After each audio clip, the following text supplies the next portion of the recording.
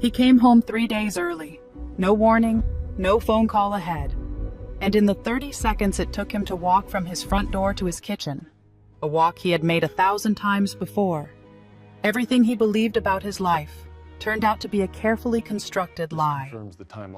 His wife was seated on the kitchen island, wine glass in hand, laughing. His mother was on the floor, on her knees, hands shaking, scrubbing marble with a soaked sponge, while 3 women in designer clothes watched and made jokes about her age. This had been happening every single day for 2 months. While he was away building a future for his family, she was sleeping in the laundry room, on a folded blanket, on the floor. And she never said a word. Not because she was weak, because she loved her son more than she loved her own dignity. What Nathan Cole did next, the surveillance cameras, the files his attorney uncovered in 48 hours, the pregnancy that was medically impossible, and the moment he walked through his own front door in front of 22 witnesses and dismantled his wife's entire fabricated life in real time. That is a story you need to hear to the end. Because the ending does not belong to the woman who caused the pain. It belongs to the woman who survived it. Stay with us. Lesson statement. This story is for every person who has ever stayed silent to protect someone they love, and every person who has ever been protected by that silence without knowing it. What you are about to hear is a reminder that the people who love us quietly are often the bravest people in the room. Meaning statement. Eleanor's story is not just about betrayal.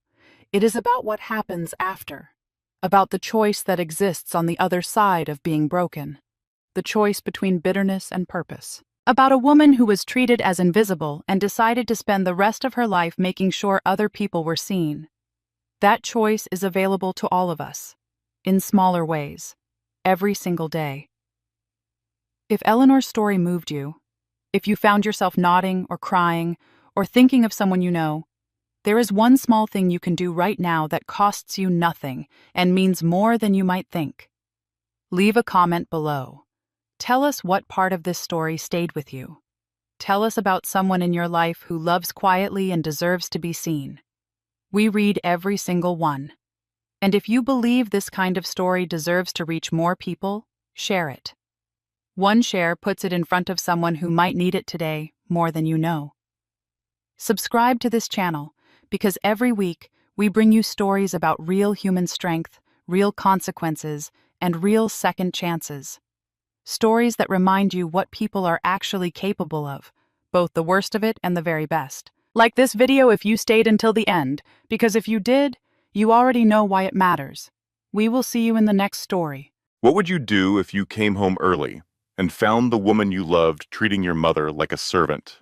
Not a rough day, not a misunderstanding, not a moment of thoughtlessness that could be explained away over dinner. A deliberate, calculated humiliation. Happening every single day, for 2 months, while you were thousands of miles away, believing everything was fine. This is the story of Eleanor Cole, a 64-year-old former school teacher who raised her son on sacrifice and black coffee and the unshakable belief that love required you to give everything you had, even when everything you had was almost nothing at all. She scrubbed imported marble floors on arthritic knees. She slept in a laundry room on a folded blanket. She answered the phone every evening with a warm, cheerful voice and told her husband that everything was just wonderful. Because she believed, with her whole worn-out heart, that suffering in silence was the most loving thing she could do. Stay with this story. Because what Nathan Cole discovered when he walked through his own front door on a Thursday afternoon, nobody expected will make your blood run cold. What he found in the files, his attorney assembled in 48 hours, will make you question everything you think you know about the people who say they love you. And what Eleanor Cole does in the final chapters of this story. What this quiet, overlooked woman builds from the wreckage of 2 months of humiliation will make you want to stand up, right where you are, and applaud. This is not just a story about betrayal. This is a story about what happens when someone mistakes your silence for weakness. They always regret that mistake. Always. The investment summit in Tokyo was supposed to last 4 full days. It lasted 11 hours. Nathan Cole was sitting in a 42nd floor conference room overlooking the glittering sprawl of the city when his Japanese partner, Hiroshi, pressed a hand to his chest mid-sentence, went the color of old paper, and quietly excused himself from the table. The paramedics arrived 7 minutes later. The deal? 18 months of careful negotiation, 3 transatlantic flights, and more late nights than Nathan could accurately count, was indefinitely postponed. Nathan sat in the emptied conference room for a long time after everyone left. He looked at the untouched tea service. He looked at the manila folders full of projections and proposals. Then he called his assistant, booked the next available flight back to San Francisco, and told himself the hollow feeling in his chest was just jet lag. He landed at SFO at 11:47 in the morning on a Thursday that nobody had anticipated. He did not call ahead. Cassie had a standing Thursday facial appointment that ran until 4.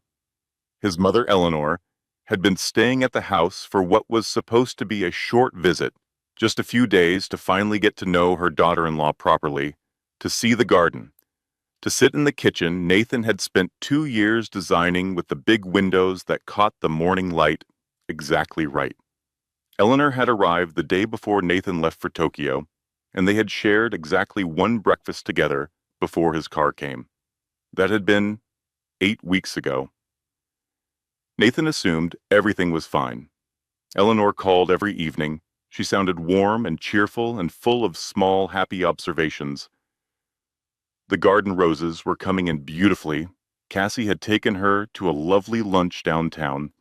The guest bedroom had the most comfortable mattress she had ever slept on in her life. He had no reason to think otherwise. He parked in his own driveway at 2:47 in the afternoon. The house looked exactly as it always did. The Pacific Heights mansion he had purchased 5 years ago, the one that had felt impossibly large and a little lonely until Cassie moved in with her perfume and her opinions and her talent for filling rooms. The hydrangeas along the front path were blooming. The flagstone was freshly swept. He pushed the mahogany front door open quietly, trying not to startle anyone. The house smelled like fresh flowers and expensive wine. And then he heard the laughter. It came from the kitchen. Sharp, bright, cruel in the specific way that laughter becomes cruel when it is directed at someone who cannot defend themselves. Nathan recognized Cassie's voice immediately. He recognized 2 of the other voices as well. Maggie Holloway, whose husband Thomas was a federal judge and who wore her social position like a crown, and a woman named Brooke, whose last name he could never remember. He set his carry-on bag quietly by the door. He walked toward the kitchen. The voices grew sharper with every step. He reached the kitchen door, left slightly open, and stopped. What he saw through that narrow gap rearranged something fundamental inside him. Not broke it, exactly. Rearranged it. The way an earthquake rearranges the contents of a room without necessarily destroying the walls. Eleanor was on the floor. His 64-year-old mother, who had taught 5th grade for 31 years, who had read to him every night until he was old enough to be embarrassed by it, who had once driven 4 hours in a snowstorm to bring him homemade soup when he had the flu in his first apartment, was on her hands and knees on his imported marble floor, gripping a soaking wet sponge, with fingers that were swollen and trembling. She was scrubbing. Her gray hair was matted against her forehead. Her thin shoulders moved with the effort. She was panting softly, the kind of panting you hear from someone who is pushing a body past what it wants to give. Cassie was sitting on the edge of the kitchen island, legs crossed, holding a crystal wine glass with the casual elegance of a woman who had never once in her life been required to clean anything. Maggie Holloway, wearing a cream silk blouse and a harem scarf the color of autumn leaves, was laughing hard enough that she had to press the scarf against the corner of her eye. "Eleanor, honey," Cassie said, her voice carrying the particular warmth of someone who is enjoying themselves thoroughly. "You missed a spot. Right there." "No, there. The one directly to your left." Eleanor adjusted without a word. She found the spot. She scrubbed it. "I swear," Maggie said in a low, delighted voice, "Nathan's mother moves like a Roomba with low battery." The laughter that followed this observation was genuinely enthusiastic. Brooke, the one whose last name Nathan could never remember, leaned forward with her elbows on the island and studied Eleanor with the detached curiosity of someone watching an exhibit at a museum. "Victoria, you really should get a proper housekeeper, someone younger. This is almost painful to watch." "She's free," Cassie said pleasantly, "and she's very motivated." She reached across the island, picked up a glass of water, and with a small, deliberate motion of her wrist, tipped it. The water splashed across the section of floor Eleanor had just finished cleaning. "Oh, for goodness sake," Cassie said in a voice of exquisite fake regret. "I've made a mess. Eleanor, could you get that? And do make sure you get it properly this time." Eleanor stopped. For one single moment she was perfectly still. Then she dipped the sponge back into the bucket, and she began again. Nathan stood at that door for what felt like a very long time. He was 38 years old. He had built a technology company from a rented garage and 2 credit cards. He had negotiated with difficult people in 6 countries. He was not, by any reasonable measure, a man who was easily undone, but he stood at that kitchen door and felt something drain out of him, some structural element he hadn't known he was relying on until it was gone. He backed away from the door. He walked back through the grand foyer, past his carry-on bag, out the front door, down the flagstone path, and got back into his car. He sat there. He gripped the steering wheel, and Nathan Cole, for the first time since he was 7 years old, cried. He cried for the woman on the floor with the wet sponge. He cried for the 31 years of 5th-grade classrooms and 4-hour drives through snowstorms and homemade soup. He cried because he had built this house and filled it with the wrong person, and his mother who never complained, who never asked for anything, who would starve herself in the dark rather than let him go hungry, had somehow ended up paying for that mistake on her hands and knees. When the tears stopped, Nathan wiped his face with the back of his hand. He picked up his phone. He called Diana Hartwell.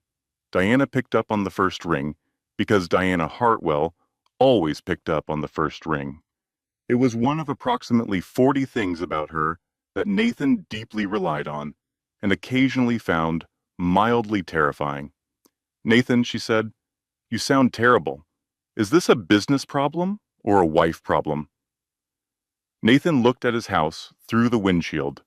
Through the kitchen window, he could see the soft movement of people inside, the flicker of expensive afternoon light. "Both," he said. A brief pause. "Give me 48 hours, Diana said. Diana Hartwell operated her law practice from a glass-walled office on the 14th floor of a building in the financial district that was aggressively, almost philosophically, organized. Every file in its place, every call logged, every deadline circled in red on a physical calendar, because Diana did not entirely trust clouds to hold important information. Her paralegal was a 24-year-old named Kevin, who was extraordinarily bright, deeply earnest, and occasionally so literal in his interpretation of instructions that working with him required a specific kind of patience that Diana had spent 3 years developing. She sent Kevin to pull background documentation on Cassandra Cole at 9:15 the morning after Nathan's call. Kevin sent the background check request to the wrong Cassandra Cole. There were, it turned out, 4 women named Cassandra Cole in the Greater Bay Area. Kevin had selected the second one alphabetically, who was a 71-year-old retired librarian living in Fresno who had no criminal record, an excellent credit score, and absolutely no idea why a law firm was requesting her personal history. The retired librarian called Diana's office at 11:30 and expressed her feelings about the situation with considerable precision for a woman who had spent her career helping people find information quietly. Diana handled the call. She then walked to Kevin's desk and looked at him for 10 full seconds without speaking. "I am going to need you to send an apology gift," she said finally. "I was thinking wine," Kevin said. "Do that?" Kevin sent beef jerky. He felt it was more practical. Diana decided not to address this and redirected him to the correct Cassandra Cole. Meanwhile, Nathan had checked himself into a downtown hotel under a false name. The same instinct for operational discretion that had served him well in business negotiations applied here with grim efficiency. He took meetings remotely. He answered emails. He called Eleanor every evening at 7 o'clock, and Eleanor answered in her warm, unhurried voice and told him that everything was just wonderful, that the roses were beautiful, that Cassie was being so generous. Nathan listened to his mother's careful cheerfulness and felt the weight of it settle in his chest like river stone. Diana called him back at 9 in the morning, 46 hours after their first conversation. "I need you in my office," she said. "Now. Did you find something?" "Finding something," Diana said, "is a significant understatement. How fast can you get here?" Her office was quieter than usual when Nathan arrived. Kevin had been sent on an extended errand involving court filings that Diana had timed carefully to keep him out of the building for at least 2 hours. Diana met Nathan at the conference room door and closed it behind them. The table was covered in manila folders, printed documents, and 3 separate stacks of photographs held together with rubber bands. Diana did not offer coffee. She sat down across from him and folded her hands on the table. "Her name," Diana said, "is not Cassandra Cole. It is Cassandra Marie Wells. Cole was her mother's maiden name, which she adopted informally when she was 26 and has never legally changed. She has also used the names Cassandra Whitmore and Cassandra Rains." Nathan was very still. "The charitable organization she told you she ran, the one with the certificates and the gala photographs?" "The Meridian Foundation," Nathan said, "does not exist. Has never existed. The certificates were purchased from a website based in Nevada that also sells novelty diplomas and fake honorary degrees. The gala photographs, she was present at those events as the paid companion of the men writing the largest donation checks." Nathan looked at the table. "She worked as a licensed luxury companion for 6 years, Diana continued, her voice measured and careful. "High-end, discreet, wealthy clients. She was skilled at it, from what I can determine. She was also, during that same period, building a very specific set of competencies that had nothing to do with companionship." Diana slid a stack of documents across the table. 2 civil fraud suits, both settled quietly under non-disclosure agreements. 1 criminal forgery charge in Cook County, dismissed on a technicality, when the key witness relocated unexpectedly. "She has done a version of what she is doing with you in Atlanta and in Chicago." The Atlanta man lost his house. The Chicago man... Diana paused briefly. He recovered, eventually. Nathan picked up the documents. He put them down. "She told me she had never been married," he said. "She has never been legally married," Diana confirmed. "She came close, in Atlanta. The man discovered the fraud before the wedding. She left the state within 72 hours. Nathan was quiet for a moment. "How did she find me?" he asked. Diana opened the last folder. She turned it so Nathan could see the photographs inside. Printed from surveillance footage, time-stamped, annotated in Diana's precise handwriting. The mugging, Diana said. 3 years ago. Nathan remembered it with perfect clarity. A dark street, 2 men, the sick lurch of genuine fear. And then Cassie appearing from nowhere, screaming for the police, the men scattering, Cassie breathless and brave, and somehow exactly there. He had thought it was fate. The 2 men's names are Gary Potts and Dennis Waller, Diana said. They are on the payroll of a man named Brett Lawson. They were each paid $800 to stage the robbery with explicit instructions to run the moment a woman matching Cassie's description appeared. The conference room was very quiet. She engineered the moment I fell in love with her, Nathan said. It was not a question. Diana said nothing, because there was nothing useful to say. Nathan sat with that for a moment. He thought about the dark street. He thought about the way his heart had felt in the weeks after, like something that had been handed a gift it hadn't earned and was half afraid to hold too tightly in case it disappeared. He thought about how thoroughly, how professionally he had been studied. "Who is Brett Lawson?" he asked. Diana's expression did not change, but something around her eyes sharpened very slightly. "That," she said, "is a conversation we will need to return to. But first, Nathan, there is something else. Something I need you to hear carefully." She waited until he met her eyes. "Cassie called you about a pregnancy." Nathan had told Diana everything on that first call. He had held nothing back, because Diana was not someone you held things back from if you wanted her help to mean anything. "She did," he said. "You told me you had a vasectomy 26 months ago. And Cassie does not know." "No?" Diana breathed in slowly. "Nathan, the child she is carrying, and I do believe she is genuinely pregnant, belongs to Brett Lawson. They have been together for 6 years. They were together before she met you.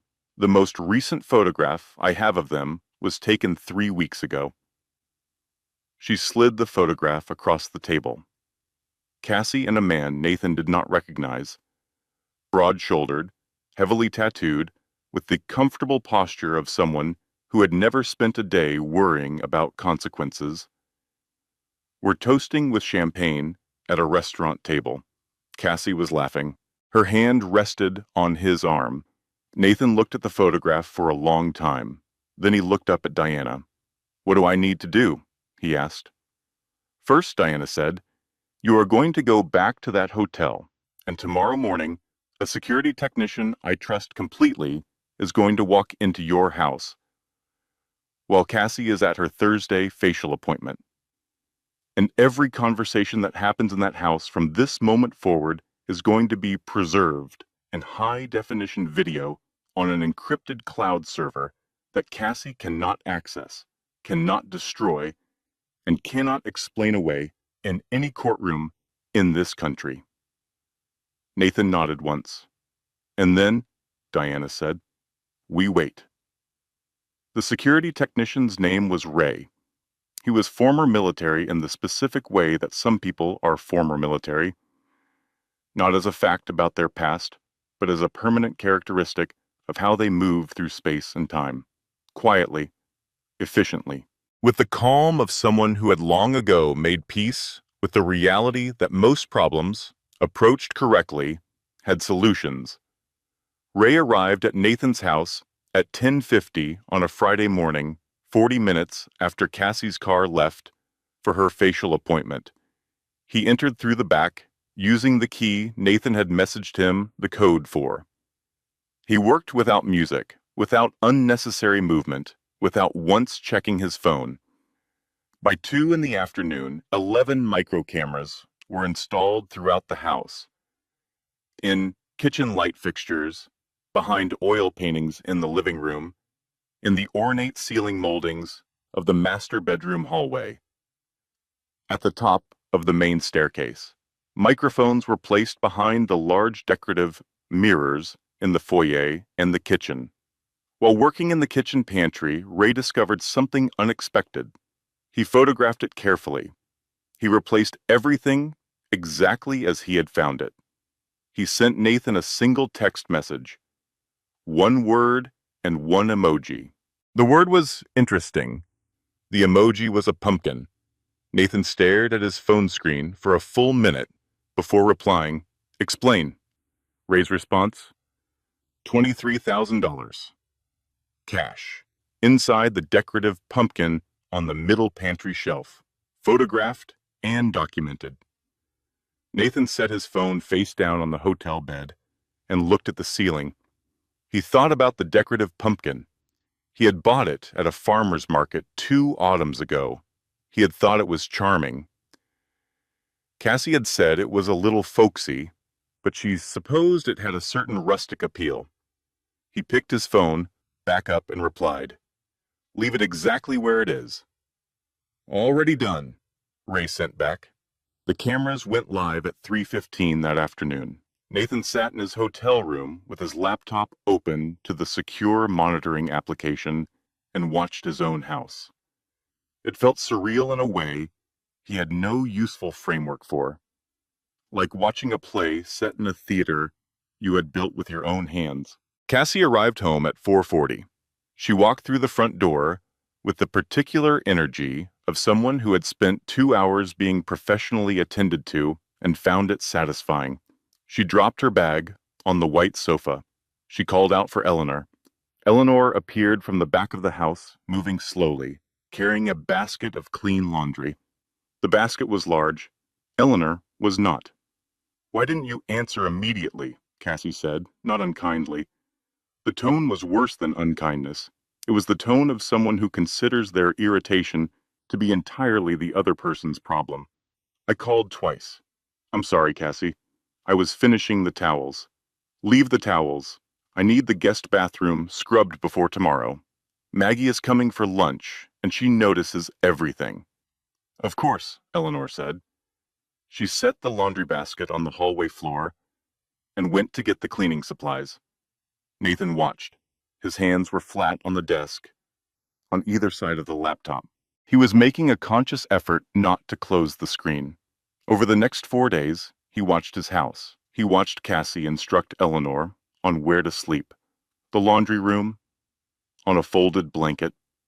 Because the guest bedroom was now housing Cassie's overflow wardrobe and the Peloton she used 3 times a week. He watched Cassie's friends arrive for lunches and afternoon wine, watched them treat Eleanor with the particular casualness of people who have categorized someone as invisible and are no longer performing for them. He watched Maggie Holloway rate Eleanor's floor cleaning technique the way a restaurant critic reviews a disappointing meal. He watched Brooke suggest, as a joke that clearly was not entirely a joke, that Eleanor could wash their cars. He watched Brett Lawson let himself into the house with a key on a Tuesday afternoon and make himself at home in Nathan's living room with his feet on Nathan's coffee table and Nathan's $400 scotch in his hand, in Bijawons. And then, on the 4th night, at 11 o'clock, Nathan watched Eleanor. The kitchen was empty. The house was quiet. Eleanor stood at the counter, moving slowly, making herself a cup of tea with the deliberate care of someone whose hands were not entirely cooperating. When the tea was made, she did not sit at the kitchen table. She stood at the counter and drank it there, because the kitchen table was set for 2, and sitting at it alone would have required her to acknowledge something she was clearly not ready to acknowledge. She finished the tea. She rinsed the cup. She dried it and put it back in exactly the right cabinet. Then she reached into the pocket of her worn apron and pulled out a photograph. Nathan leaned forward. It was small and faded. The kind of photograph that has been handled so many times it is softened at the edges. He zoomed the camera feed on his laptop until he could see it clearly. It was him, 6 years old, maybe 7, gap-toothed, laughing, sitting on Eleanor's lap in a garden he barely remembered, somewhere before Pacific Heights and investment summits and mahogany front doors. Eleanor held the photograph in both hands. She looked at it for a long moment, then she brought it to her lips, very gently, and kissed it. "Just a little longer, baby," she whispered to the photograph. "He'll be home soon, and when he is, everything will have been worth it." Nathan closed the laptop. He sat in the dark hotel room. He was not crying this time. He was past crying. He was somewhere on the other side of grief, in the territory that has no name, but that every person eventually finds. The place where sadness hardens into something quieter and more purposeful. He picked up his phone. He called his father. Frank Cole answered on the third ring with the particular alertness of a man who understood that late-night calls from his son were not casual. "Nathan, what's wrong?" It was not a question. "Dad, I need you to fly here. Tonight." "Son, it's after 10. I know. Buy the ticket. I'll cover everything. I'll explain when you land." A pause. "Is your mother okay?" Nathan thought about the photograph. He thought about the laundry room floor. He thought about the cup of tea drunk standing at the counter, because sitting at the table alone would have cost too much. "She will be," Nathan said. "But Dad, I need you here." Frank Cole was on a flight by midnight. Frank arrived at the hotel at 6:15 in the morning, still wearing his jacket from the flight, carrying nothing but a small overnight bag, and the expression of a man who had been asking himself questions for 7 hours that he did not yet have answers to. Nathan met him in the lobby. They embraced in the brief, solid way of fathers and sons who love each other deeply and find elaborate demonstrations of it slightly unnecessary. "Show me," Frank said. They went upstairs. Nathan opened the laptop. He played the footage in sequence. 4 days of surveillance, organized by Diana's team into a coherent documentary of his mother's 2 months in that house. Frank sat in the desk chair and watched. He watched Eleanor scrub floors. He watched her make meals she would not eat at the table. He watched Cassie's friends treat her like a piece of furniture that had been left in an inconvenient location. He watched the laundry room. He watched Eleanor pull the photograph from her apron pocket at 11 o'clock at night. Frank Cole had worked construction for 40 years. He had carried roof tiles in July heat. He had broken 2 fingers on a job site in 1987 and finished the shift. He was not, by any reasonable external measure, a man given to visible emotion. He cried. Nathan had never seen his father cry. The experience was deeply disorienting, like watching a building you thought was permanent turn out to be temporary. Frank cried silently, with his jaw tight and his rough hands gripping the arms of the desk chair, and Nathan sat beside him and said nothing, because there was nothing that needed saying. When it was over, Frank wiped his face with the back of his hand. He straightened. He looked at Nathan. "What are you planning?" he asked. "I need to show you 3 more things first," Nathan said. "And Dad, I need you to stay in your chair while I do." Frank looked at him steadily. "Show me." The first thing Nathan showed him was the footage from day 6. Cassie, moving quickly through the kitchen, impatient and distracted, had come around the corner of the doorway at the same moment Eleanor was coming through it from the other direction. The collision was brief and violent. Cassie drove her shoulder into Eleanor's with the unstudied force of someone who had simply not bothered to look, and Eleanor stumbled hard backward, her hip striking the sharp granite edge of the counter. She grabbed the wall. She did not fall. She steadied herself, took one careful breath, and adjusted her grip on the dish towel she was carrying. Cassie did not look back. Eleanor stood against the wall for 3 seconds. Then she straightened up and kept moving. Frank made a sound Nathan had never heard his father make before. "That bruise," Nathan said quietly. "The one on her arm she kept covering. That's where it came from." Frank's hands tightened on the chair. "The second thing," Nathan said. He pulled up his phone and played the voicemail. Cassie's voice, breathless and warm and perfectly pitched. "Nathan, baby, are you sitting down? I have the most wonderful news. We're pregnant. Can you believe it? We're going to have a baby." Frank looked at him. "I had a vasectomy 26 months ago," Nathan said. "She doesn't know. The child belongs to Brett Lawson. She's planning to use the pregnancy to extract $50,000 a month in child support and then disappear with Lawson to Portugal." The silence in the hotel room was very dense. "How do you know all of this?" Frank asked. Nathan pulled up the audio from the living room camera. Tuesday afternoon, Brett on the sofa, Cassie beside him, Nathan's scotch in Brett's hand, the recording crisp and clear. Brett's voice filled the hotel room. $50,000 a month minimum. His lawyers will fight it down to 35. We take 35, disappear to Portugal. Done. And Cassie's voice, smooth and satisfied. He swallowed the pregnancy story completely. Men like Nathan feel too guilty to question the woman they love. Frank stood up. "Dad," Nathan said, "stay with me."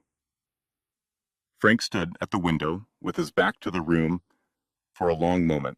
His shoulders were rigid. His hands, Nathan could see, were fists. Then he turned around. "The third thing," he said. Nathan hesitated. "Show me the third thing, Nathan." Nathan pulled up the footage from day 3. Maggie Holloway, visiting for lunch, moving through the kitchen with the proprietary ease of someone who felt at home everywhere. Maggie was sharp. Sharper than Brooke, sharper than the other women, sharper in the specific way that made her either an asset or a liability, depending entirely on which direction her attention was pointed. She noticed something odd about the light fixture above the kitchen island. She tilted her head. She stepped closer. She reached up. Nathan had been watching this live when it happened. He had been texting Diana from the hotel room. "We have a problem. She's going to find the camera." He had been already calculating. If the camera was discovered, the confrontation would have to happen immediately. Without the full package of documentation Diana needed, without Frank, without the legal filings that would prevent Cassie from immediately liquidating and disappearing. And then Eleanor walked in. She came through the kitchen door carrying a full laundry basket. The oversized one, stacked high with clean towels, and walked directly into Maggie's extended arm. The laundry went everywhere. White towels cascaded across the kitchen floor in a soft avalanche. Maggie jumped back, startled and irritated. Eleanor apologized immediately, profusely, beginning to gather the towels from the floor. Maggie waved her off with the impatient gesture of someone who has been interrupted from something important, but cannot quite remember what it was, stepped over 2 towels, and walked out of the kitchen toward the living room where Cassie and the others were waiting. She did not look at the light fixture again. Frank watched the whole sequence without speaking. "She didn't know," Nathan said. "She had no idea she just saved everything." Frank looked at the laptop screen. He looked at the image of Eleanor, alone on the kitchen floor, carefully refolding each towel, moving slowly because of the hip. "No," Frank said quietly. "She knew exactly what she was doing." Nathan was not sure his father was right, but he was not sure he was wrong either. That night, the third catastrophic day, Nathan watched something that made him reach forward and turn off the laptop screen, with hands that were not entirely steady. Cassie, in a bright mood after an afternoon with her friends, walked into the kitchen where Eleanor was preparing dinner. She stood behind Eleanor for a moment with the particular quality of presence that precedes something unpleasant. Then she said, conversationally, "By the way, After the pregnancy announcement party next Saturday, I'd like you to arrange to go back to your husbands. Nathan and I will be starting a family now. It would be a little crowded. Eleanor's hands stilled on the cutting board. She was very quiet for a moment. Of course, she said. Good, Cassie said. I'll tell Nathan you got homesick. She poured herself a glass of wine and left the kitchen. Eleanor stood at the cutting board. She did not move for a long time. Then she set down the knife, very carefully, and pressed her hands flat on the counter in front of her. She stood like that, both hands flat, head slightly bowed, for 30 seconds. Then she picked up the knife and went back to making dinner. Nathan turned off the screen. He sat in the dark for a long time. Then he picked up his phone and called Diana. I have everything I need, he said. How soon can we move? Brett Lawson arrived at the house on a Tuesday evening carrying grocery store flowers and a bottle of Prosecco. The flowers were slightly wilted, the kind of flowers purchased from the cooler near the checkout lane by someone else who remembered he should probably bring something and grabbed the first available option. The Prosecco was in a bag with tissue paper. Brett had clearly put some thought into the tissue paper. It was an interesting combination of impulses. He handed the flowers to Eleanor, who answered the door because Cassie had called out from upstairs for her to get it. Eleanor accepted the flowers with 2 hands and a polite nod. Is there a vase I should put these in? Brett asked. I'll take care of them, Eleanor said. She brought them to the kitchen and found a vase and trimmed the stems and arranged the flowers with the same careful attention she gave to everything, because Eleanor Cole did not know how to do things carelessly. While she was doing this, she could hear Brett in the living room pouring the Prosecco with great authority and announcing its virtues. He pronounced it Pro-Sec-O with enormous confidence. Eleanor, alone in the kitchen, silently mouthed the correct pronunciation to the flowers. She set the vase on the counter and went to the laundry room. In the hotel room, Nathan watched the live camera feed. Diana was on the phone with him, also watching on her own secure connection from her office. The flowers were from the grocery store, Diana observed. Yes. A man who is planning to collect $35,000 a month in fraudulent child support bought grocery store flowers. I noticed that too, Nathan said. It tells us something about his planning horizon, Diana said. The conversation that followed between Brett and Cassie on Nathan's sofa lasted 1 hour and 14 minutes, and every second of it was preserved in high-definition audio and video on an encrypted server that Cassie did not know existed. They discussed the pregnancy. Brett was the biological father. This had been the plan from the beginning. Cassie would become pregnant by Brett, claim the child was Nathan's, and use the child support arrangement as a long-term income stream before they eventually dissolved the marriage and relocated. What if he demands a paternity test? Brett asked. He won't, Cassie said, with the calm of someone who has studied their subject carefully. Men like Nathan feel responsible for the women in their lives. He'll feel too guilty to question it. Questioning it would mean admitting he suspects me, and admitting he suspects me would require him to examine everything he's chosen to believe for 3 years. She paused, swirling her glass. Nathan is very good at examining other people's decisions, she said. He is considerably less practiced at examining his own. Brett considered this. And the old woman, what happens to her after the announcement? She leaves. I tell Nathan she got homesick. She won't contradict me. How do you know? Cassie looked at Brett with the expression of someone who has had this thought many times and finds it slightly tedious to explain. Because she loves him, Cassie said simply. She thinks keeping quiet is how she protects him. She actually believes that. It's the most useful thing about her. Brett was quiet for a moment. She's not going to say anything? Even now? After 2 months of this? She hasn't said a word, Cassie said. Not to Nathan, not to the husband, not to anyone. She shook her head with something that might have been genuine admiration. She is, I will give her this, extraordinarily stubborn about suffering in silence. Eleanor walked through the living room at that moment, carrying a stack of folded linens. She moved past the sofa without looking at either of them, eyes on the middle distance, steps careful on the hardwood. Brett watched her pass. Does she hear us? It doesn't matter if she does, Cassie said. Where is she going to go with it? Eleanor disappeared through the hallway door. In the hotel room, Nathan watched the camera feed until Eleanor reappeared in the back hallway, alone. She set the linens down on the shelf outside the laundry room. She stood with her hands braced against the wall for a moment.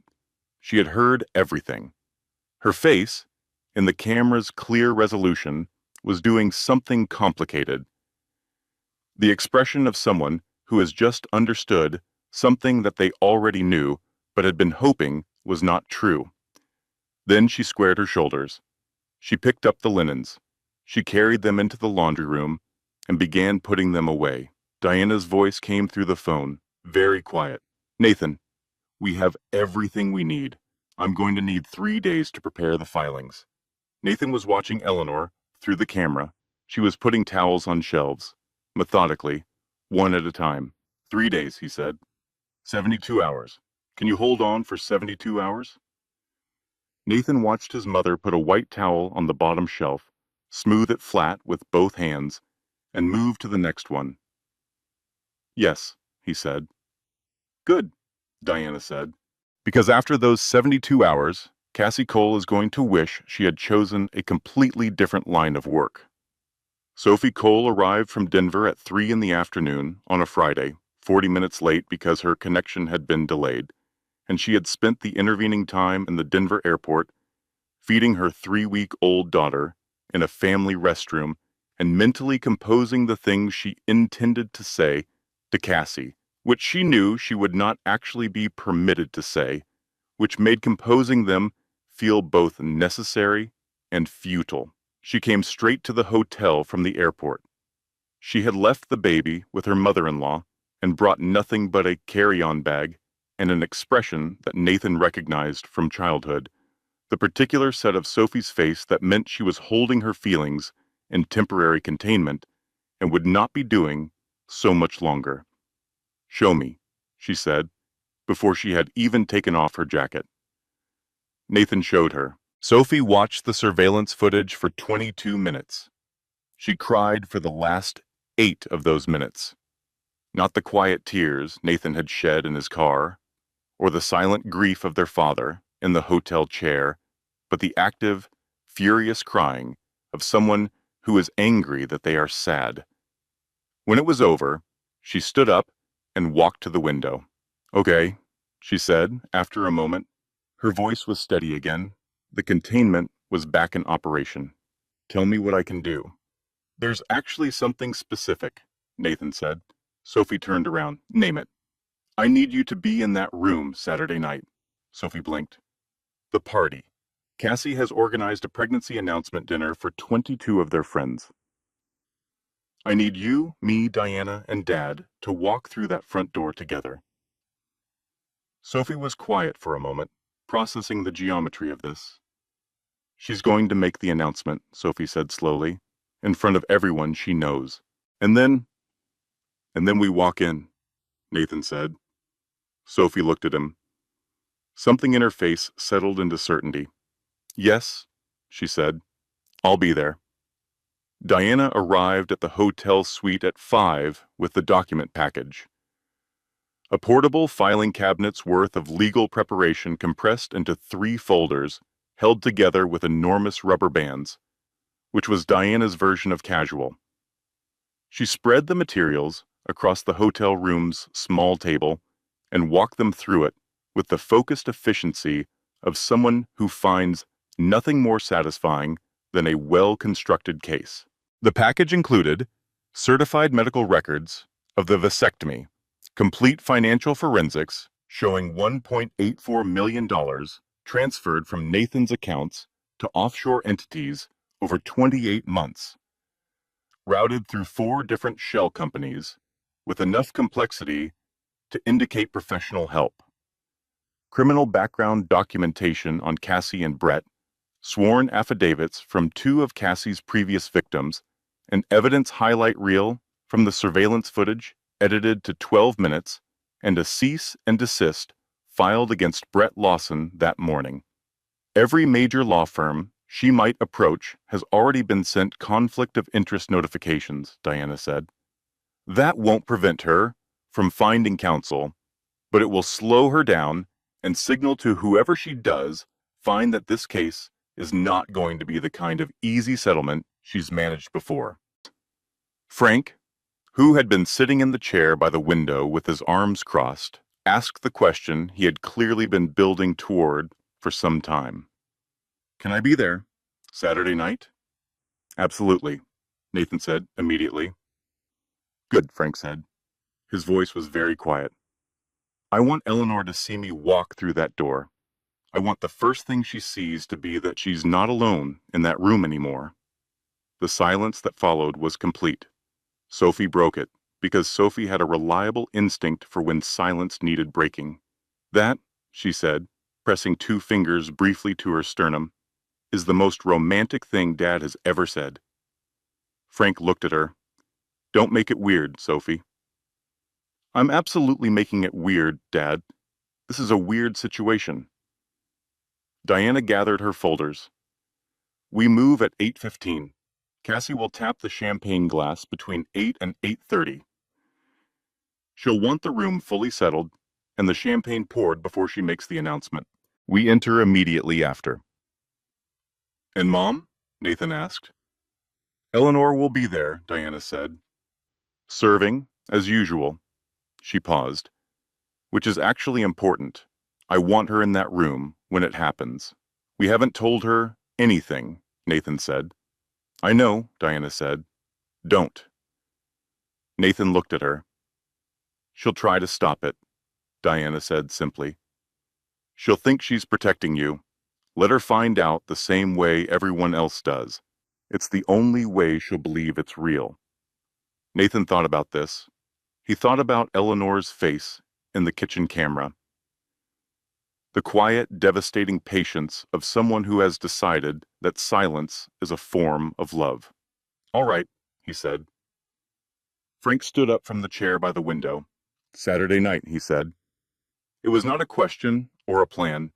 It was a statement of fact, delivered in the tone of a man who had been carrying something heavy for a long time and was finally setting it down.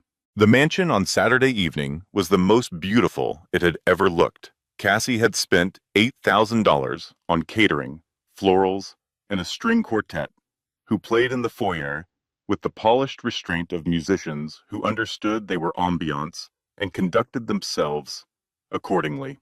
12 round tables with white linen, crystal and silver, candles and tall glass holders, roses in arrangements so architecturally precise they looked almost artificial. 22 guests arrived between 7 and 7:45. They were expensively dressed, warmly animated, and in the full grip of the particular social pleasure of being included in something. Maggie and Thomas Holloway arrived together. Maggie in pale blue silk, Thomas in a dark suit with the bearing of a man who had spent 20 years in federal courtrooms and found most other environments slightly understimulating. Eleanor moved through the room with trays of canapes. She was wearing the plain gray uniform Cassie had provided, essentially a domestic worker's outfit. She moved carefully, attentively, keeping her eyes on the trays and the guests' hands and the empty glasses that needed clearing. Nobody looked at her. She was completely invisible to the room. Not through any deliberate decision on the guest's part, but through the social mechanism by which certain people in certain contexts simply stop registering. The canapé tray appeared, the glass was refilled, the uniform moved through the peripheral vision, and was processed as furniture. Eleanor collected empty glasses. She refilled the water pitchers. She carried a tray of stuffed mushrooms through the room twice without once meeting anyone's eyes. Nathan watched from the hotel room through his phone until 7:58, when he put the phone in his jacket pocket and walked downstairs to the car where Diana, Frank, and Sophie were waiting. They drove the 6 blocks to the house in silence. At 8:13, through the living room window, Nathan could see the string quartet setting down their bows. He could see Cassie moving to the center of the room.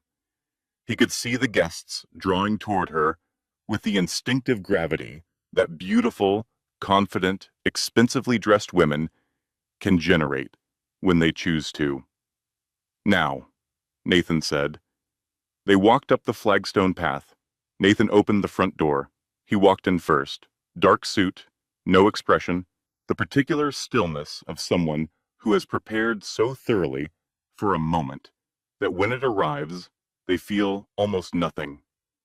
Or rather, feel everything so completely that it achieves a kind of equilibrium. Diana came in behind him, carrying the document folder. Frank. Sophie, who had spent 3 weeks on maternity leave, running on 4 hours of sleep a night, and was, Nathan thought, the most genuinely terrifying person in the building. The string quartet had put their instruments down. The room was very quiet. Cassie was in the center of the room. She was wearing a deep blue silk dress that cost more than Eleanor's car. Her hair was perfect. Her champagne glass was held at exactly the right height. She had just opened her mouth to speak when the front door opened. She saw Nathan. For one single second, the span of a caught breath, the room held the absolute perfection of Cassie's fabricated life. The flowers, the music, the gathered friends, the champagne, the announcement about to be made. 1 second, then it collapsed. "Nathan," Cassie said, her voice pitched exactly 1 careful note too high. "Baby Tilla, you're home early." "I'm right on time," Nathan said. He walked to the center of the room, not toward Cassie, to the center, so that everyone in the space was equidistant from him, so that what he was about to say was addressed to all of them equally. He looked around the room. He saw Maggie Holloway's face and watched something begin to shift in it. A presentiment of disaster, an intelligence that was, Nathan suspected, considerably better than she generally allowed anyone to see. "I want to thank everyone for coming tonight," Nathan said. His voice was completely level. "I wouldn't have missed this announcement for anything. As it happens, I have a few things I'd like to share as well." He turned to Diana. She opened the folder and removed the certified medical document. She handed it to Nathan. Nathan held it up so the room could see the hospital letterhead, the official stamps, the signature of the attending surgeon. "I had a vasectomy 26 months ago," he said. "The document in my hand is the certified medical record. The child Cassie is carrying is not mine. His name, the father's name, is Brett Lawson." The room did not react immediately. There was a fraction of a second, the kind of delay that happens when information is too large to process at the speed at which it arrives. Then the room erupted. Cassie stepped forward. "That is a lie. Here is the hospital stamp," Nathan said, turning the document toward the nearest guests. "Here is the surgeon's legally binding signature. Here is the date, 26 months ago, which is 14 months before Cassie and I were married." He handed the document to Diana. He nodded at her. Diana aimed the small remote she was holding at the wall-mounted television above the fireplace. The screen came to life. Brett Lawson's voice filled the room, unmistakable, conversational. Recorded in the living room. They were standing in. $50,000 a month minimum. His lawyers will fight it down to 35. We take 35, disappear to Portugal. Cassie moved. Fast. She lunged toward the television With both hands, reaching for the cord, Frank stepped into her path. He moved with the unhurried certainty of a man who has been waiting for this specific moment for several days and is not going to miss it.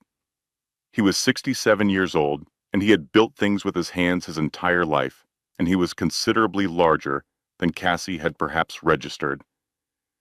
He stopped directly in front of her and looked at her without speaking. "Frank," she started. "No," he said. One word, that was all. Cassie stopped. The television continued. Brett's voice: "She cries every night because she misses him. She's so easy to manage when she's guilty." And then Cassie's voice, smooth and precise: "Eleanor is actually useful. She's too afraid of disrupting Nathan's happiness to tell him anything. It's the most convenient thing about her." The room was absolutely silent, and then the footage changed. The kitchen. 11 p.m. Eleanor alone at the counter, the photograph in both hands, her lips forming words the microphone caught clearly. "Just a little longer, baby. He'll be home soon, and when he is, everything will have been worth it." The room heard it. Maggie Holloway, who had laughed at Eleanor 14 days ago with a Hermes scarf pressed to the corner of her eye, made a sound like she had been struck. Not loud, small and involuntary, the sound of something hitting its target precisely. "Oh my God," Maggie said. Her voice was barely above a whisper. "That's his mother. That's Nathan's mother." She turned to the room, to no one, to everyone. "I sat in this kitchen and laughed at her, and I didn't even know." She turned to her husband. Thomas Holloway looked at the television screen with the expression of a federal judge who is already, professionally, beginning to process what he is seeing. And then Eleanor walked into the room. She had heard everything. She had been in the kitchen, clearing the dessert plates that had been set out in advance, and the house's acoustics, the high ceilings, the marble floors, the open archway, had carried every word to her clearly. She stood in the archway to the living room. She was wearing the gray uniform. She was holding a silver serving tray. She looked at the room, at the frozen guests, at the television screen, which showed her own face, her own hands, her own private midnight grief, now visible to 22 strangers in her son's house. Her eyes found Nathan. He crossed the room in 4 steps and put his arms around her. And Eleanor, who had been carrying this alone for 2 months, who had not made a single sound of distress in 60 days, who had folded every towel and scrubbed every floor and answered every phone call with warmth and cheer, finally, quietly, came apart. She cried against Nathan's shoulder. The room watched. Nobody spoke. The silence held for almost a full minute. Then Diana stepped forward with the legal documentation, and the room began to move again. Not quickly, but with the particular deliberate motion of a situation resolving according to its own internal logic. Cassie, who had been standing frozen since the moment Eleanor appeared in the archway, suddenly found her voice. "This is an invasion of privacy," she said. Her tone had changed completely. The warmth and social fluency were gone, replaced by something harder and more economical. The mask, Nathan thought, simply off. "Those recordings are illegal. You cannot use them in court. I will have them thrown out.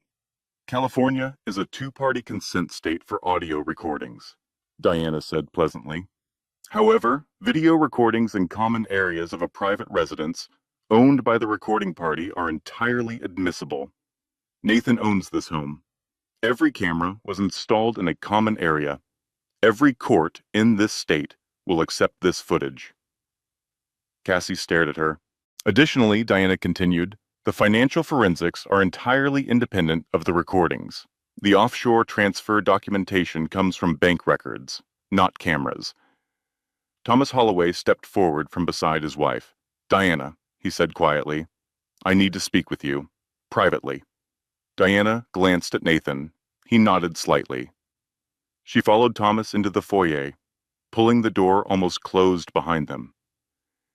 In the living room, the guests had begun to separate into small clusters, some people leaving quietly, others staying with the inability to remove themselves from something this significant. Several people had their phones out. One woman, who had been a bridesmaid at Nathan and Cassie's wedding, was sitting in a chair with her hand pressed to her mouth. Sophie had positioned herself near the doorway with her arms crossed, which was essentially her natural resting posture in any situation she found problematic, which was most situations. After 8 minutes, Diana returned. Her expression, Nathan noted, was doing something unusual. Diana Hartwell had one of the most controlled faces he had ever encountered. 30 years of courtrooms had given her a physiognomy that revealed almost nothing. But something around her eyes was different. Something that was almost, in Diana Hartwell's specific and restrained register, awe. "Nathan," she said. She paused, which Diana almost never did. "I need you to hear something." She looked at Cassie, then back at Nathan. "Brett Lawson is currently under federal investigation for wire fraud. Has been for 14 months. The offshore account structure Cassie used to transfer your money, the shell company routing, the account names, the jurisdictions, is the same structure connected to Brett's federal case." Diana paused again. By using it, Cassie has made herself an unregistered co-conspirator in a federal criminal investigation. The room was very quiet. "She didn't know?" Nathan said. "Brett apparently did not mention it," Diana confirmed. "The federal case accelerated 3 months ago. The accounts were already flagged when Cassie started using them."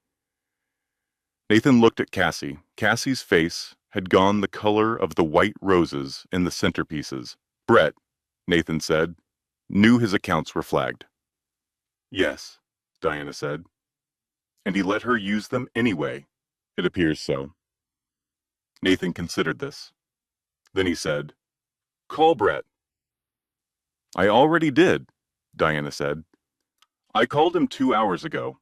I informed him that Cassie was pregnant and that the accounts had been connected." "And?"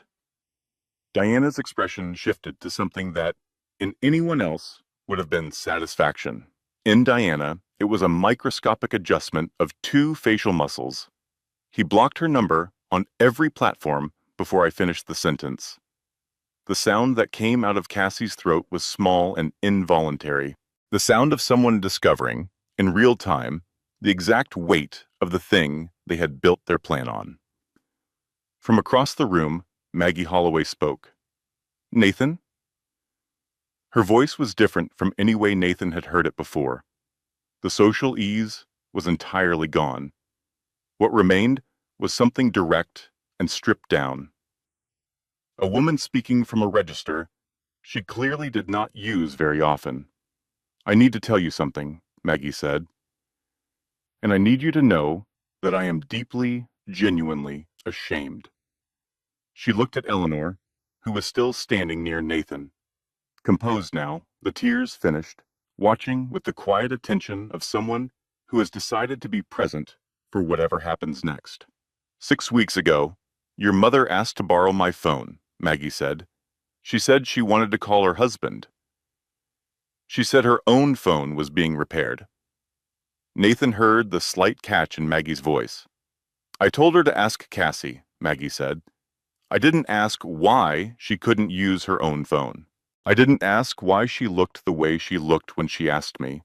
I just went back to whatever I was doing." She pressed her lips together briefly. "She just wanted to hear her husband's voice, and I made it more difficult." Thomas Holloway put his hand on his wife's arm. She let him. The room was very quiet.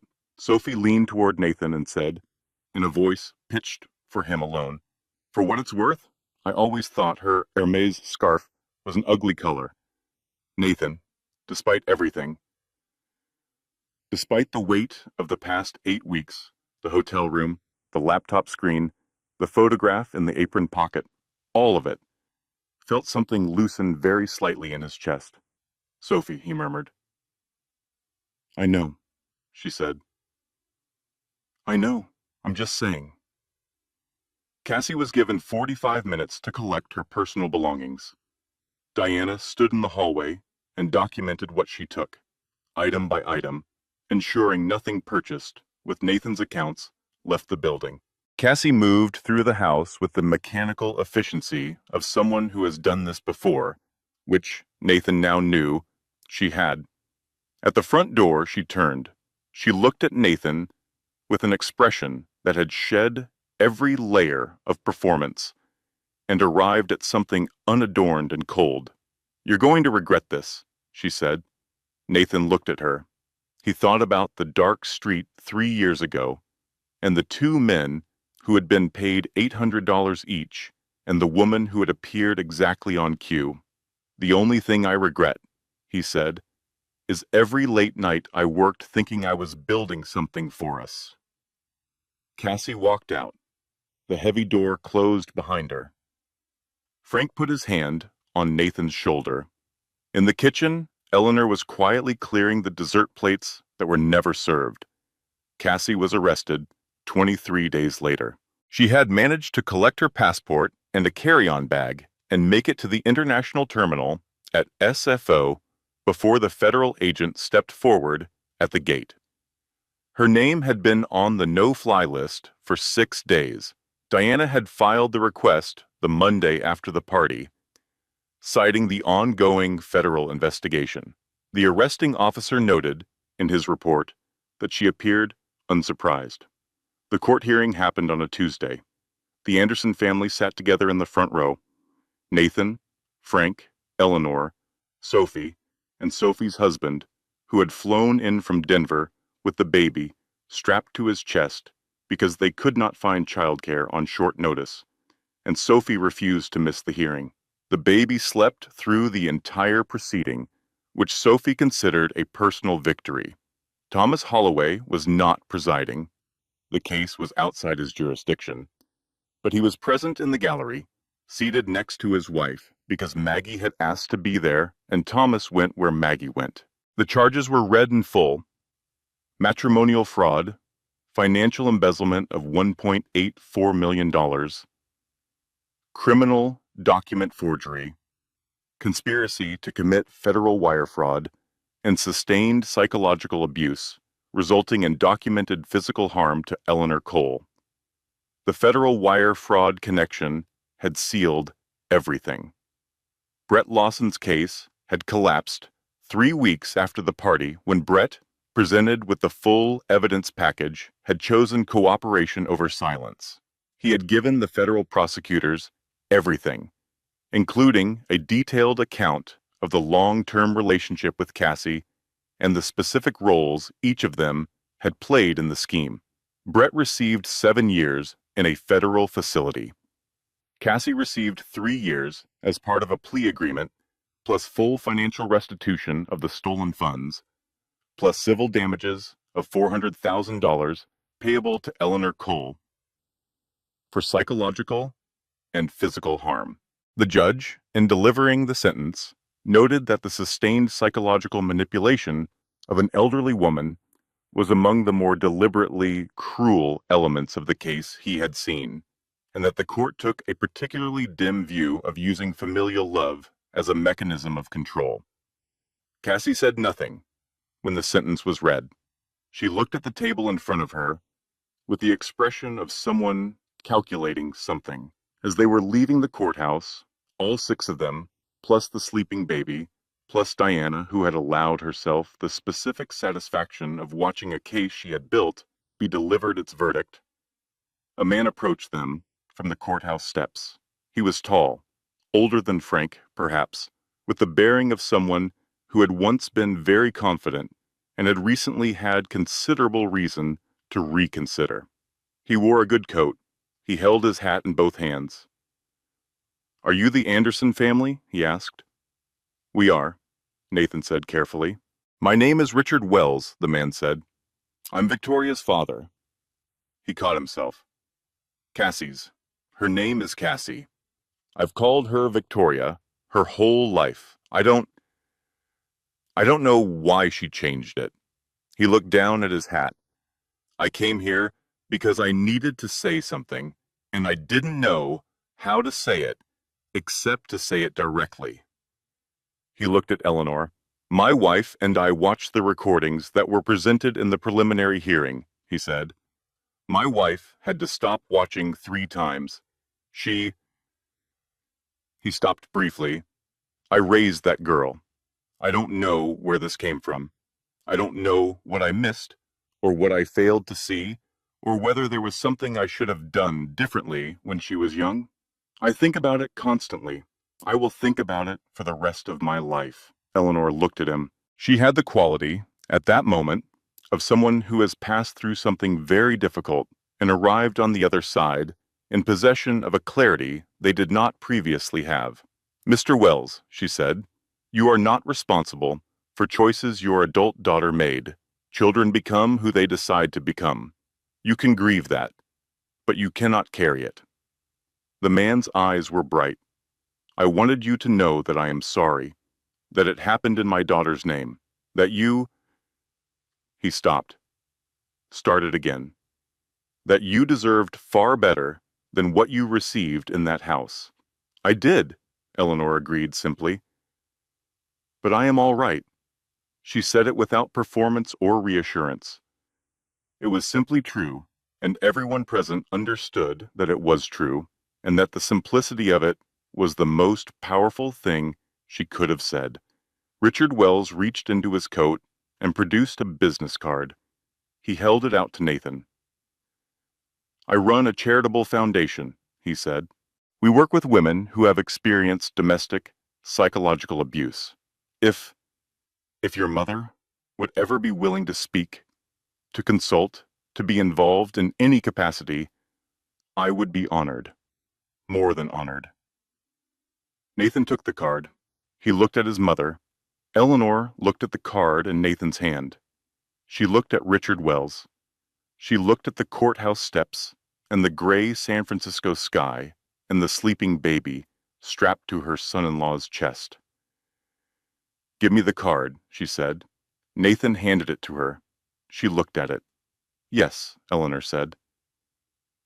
I think I will. 6 months later, the house was different, not in its square footage, or its architecture, or the quality of its finishes. All of that was exactly as it had been. What was different was less measurable. Something in the air, the way the light moved through the rooms, the quality of the sounds the house made, meals being prepared without dread, doors opening without anticipatory tension, laughter that was not pointed at anyone. Frank had moved into the East Wing. Nathan had spent 3 weeks working with a contractor to convert the East Wing into a proper apartment, a sitting room, a bedroom with the right kind of natural light, a workshop in the attached garage with proper ventilation, and a good workbench. Frank had inspected every detail with the critical eye of a man who had built things his entire life and had opinions about joinery. He had built Eleanor a porch swing from cedar wood he selected himself at the lumber yard, spending 45 minutes in the yard pressing his thumb into the grain of each board. The swing took 11 days. He did not rush. Sophie visited from Denver every other weekend, which meant the house was periodically inhabited by a baby who had opinions about everything and expressed them freely.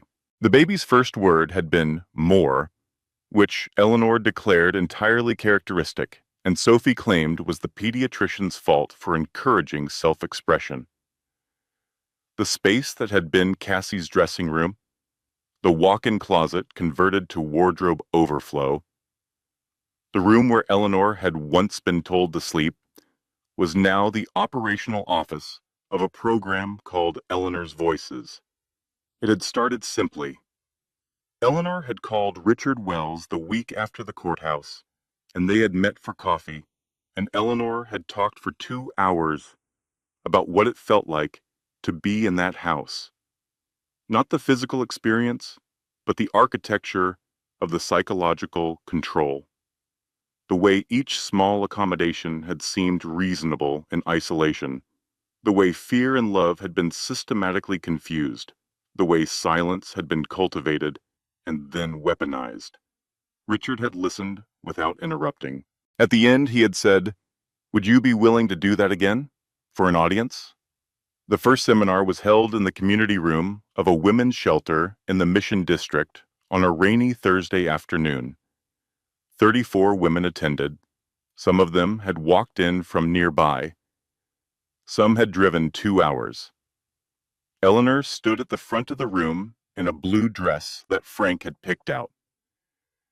He had gone to the department store himself, spent 20 minutes, and come home with one dress and a bag, and an expression that suggested he considered the matter thoroughly handled. She had prepared nothing. She spoke for 40 minutes from the place that hurt because she had found in the months since everything had ended that speaking from the place that hurt was the only thing that worked. Anything else, anything shaped, polished, structured into lessons, rang slightly false, slightly performed, and the women in those rooms could hear the difference. "I want to tell you something they don't usually put in the self-help books," Eleanor said. "The hardest moment isn't when someone treats you badly.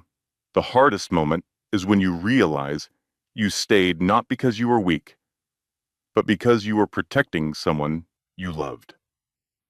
The room was very quiet. "I stayed in that house because I believed, completely and sincerely, that leaving would hurt my son. I was wrong about that. But the love behind the decision was real. And I want you to hear that clearly, because I think many of you have been told that staying makes you weak. I want to offer you a different possibility." She paused. "It makes you human. Profoundly, vulnerably human. And the courage required to redirect that love toward yourself, toward what you actually deserve, is the hardest thing I have ever done in 64 years of living, which means it is also the most worthwhile."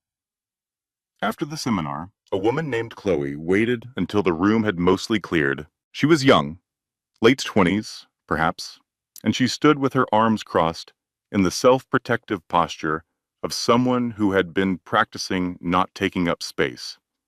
"I saw your interview," she said, "on the local news. I—" She stopped. "I don't know where to start." Eleanor looked at her. "Start with the part that hurts the most," she said. "That's always the right place." Chloe unfolded her arms. She looked at her hands. She said, "My husband makes me feel like I'm stupid, like everything I think is wrong, like the way I do things is always slightly not good enough. He never—" She paused. "He's never hit me. So I keep thinking I don't have the right to—" "Psychological abuse," Eleanor said gently, "does not require physical contact. What you are describing has a name, it has documented patterns, and it has resources, legal, practical, financial, that exist specifically for people in your situation." She looked at Chloe steadily. "You have every right." Nathan, who had come to the first seminar to watch from the back of the room, stood in the doorway and listened to his mother talk to Chloe for 45 minutes. He watched Eleanor write down 3 phone numbers, 2 websites, and the name of a specific attorney who specialized in this area. He watched Eleanor hold Chloe's hand while she cried. He watched Eleanor tell Chloe, without drama or embellishment, exactly what resources were available and exactly what the next 3 steps were. When Chloe finally left, there was something in her posture that had shifted, not dramatically, not visibly, perhaps, to a casual observer, but Nathan could see it. He walked to the front of the room. "Mom," he said, "come outside. I want to show you something." They walked back to the house. The 6 blocks that Nathan now sometimes thought of as the distance between who things had been and who they were becoming. The afternoon fog was beginning to gather over the bay, the way it did in San Francisco, arriving without announcement. Nathan led Eleanor around to the back of the house, where there had been a stretch of empty lawn behind the garden. There was now a building. It was not large. It was painted warm yellow, the color of the inside of a sunflower. It had a proper entrance with a covered porch and a wide door. Beside the door, mounted at eye level, was a bronze plaque. Eleanor walked up to it. She read it. She read it again. The Ivy Anderson Care Center. The name, Nathan said from beside her, is from a conversation I had with Diana, actually. She said your name should be on it. I said you went by Eleanor now. She said... He paused. She said, that's the name you gave yourself. Ivy is the name you gave your son. Eleanor pressed her fingers to the plaque. There are 10 rooms inside, Nathan said. Counseling, legal assistance, financial literacy workshops, job placement support. Everything is free. We have a foundation set up that will sustain the operating costs for 12 years at current projections. He looked at her. And we have a director, if she'll accept. Eleanor looked at the plaque. She looked at the warm yellow building in the gray San Francisco afternoon. You did this, she said. You taught me to, Nathan said.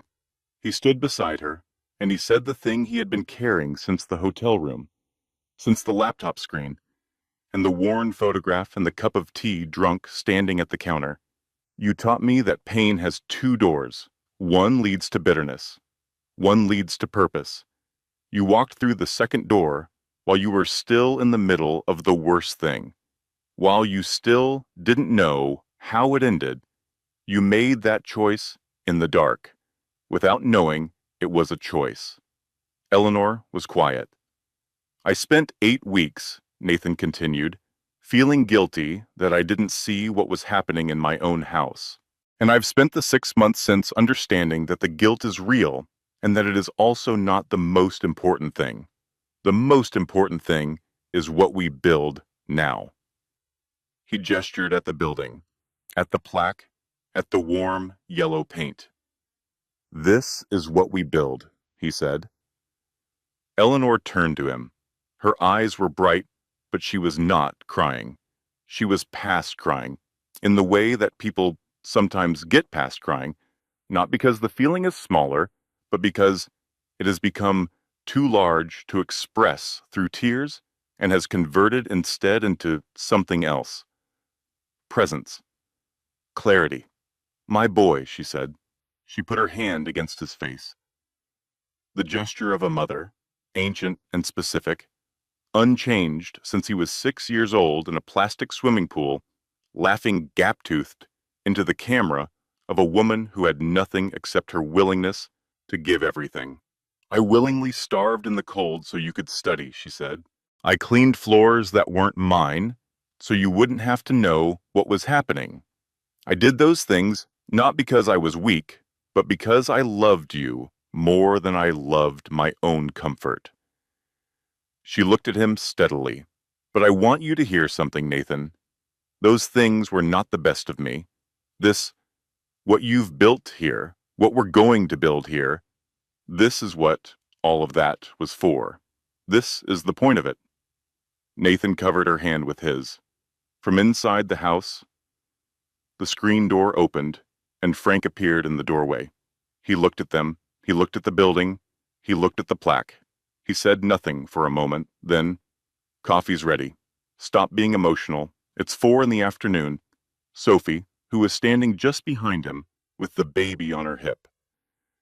Dad, let them have the moment.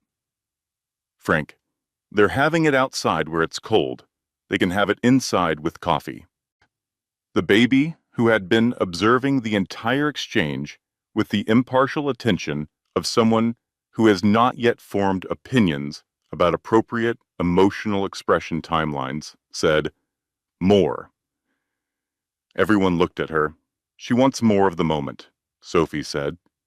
She wants more of the graham cracker I gave her 20 minutes ago, Frank said. We don't know that, Dad. Sophie, I'm just saying, she might be emotionally advanced.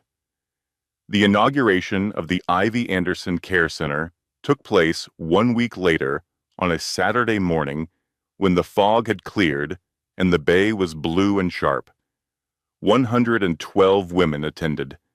They came from the Mission, from Oakland, from Marin, from towns Nathan had never heard of. Some came alone, some came with their children, some came with the specific careful walk of people who have not yet decided whether they are safe to be there. Eleanor stood at the podium that Nathan had rented from a party supply company, which was a detail she found unexpectedly charming. That her son, who had purchased a Pacific Heights mansion in cash, had rented a podium from a party supply company because it seemed the right scale for the occasion. She looked out at the room. She spoke without notes. I was humiliated in ways that are difficult to describe, she began. I was made to sleep on floors. I was made to feel that my presence in my own son's home was a problem to be managed. I was told, in 100 small ways every day, that my value was conditional, that I was worth exactly as much as my usefulness to someone who did not see me as a person. The room was completely still. I want to tell you what I learned, not the lesson you would write in a book, the lesson you learn in the body, in the middle of a night when you are folding someone else's laundry in a room with no window. She paused. Your pain only defeats you when you surrender to it. But here's the other side of that truth. And this is the thing I could not have told you a year ago because I had not yet learned it. When you choose to carry your pain into purpose, when you decide that what happened to you will be the reason someone else is not alone in what happens to them, the pain does not disappear, but it changes. It becomes something that has weight and direction. It becomes something you are moving forward rather than something that is holding you down.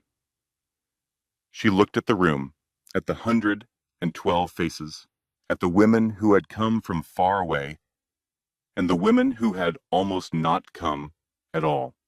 You are here because something happened to you that should not have happened. You are also here because you survived it.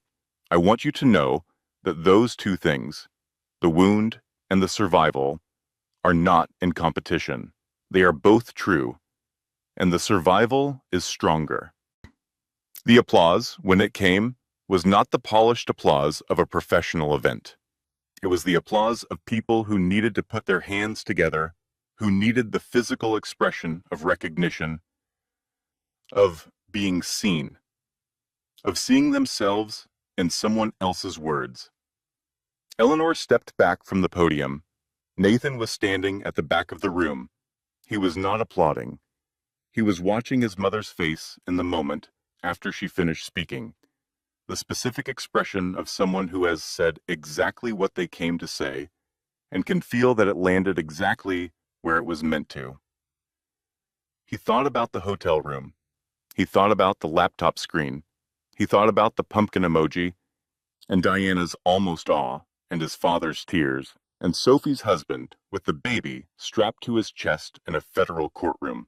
He thought about a woman on a kitchen floor with a wet sponge and the quiet, devastating patience of someone who has decided that silence is a form of love, and the long, difficult work of understanding that it does not have to be. That evening, the Anderson family gathered in the living room, Eleanor on the sofa, Frank beside her, close, with the ease of two people who have been in proximity for 40 years and no longer need to perform it.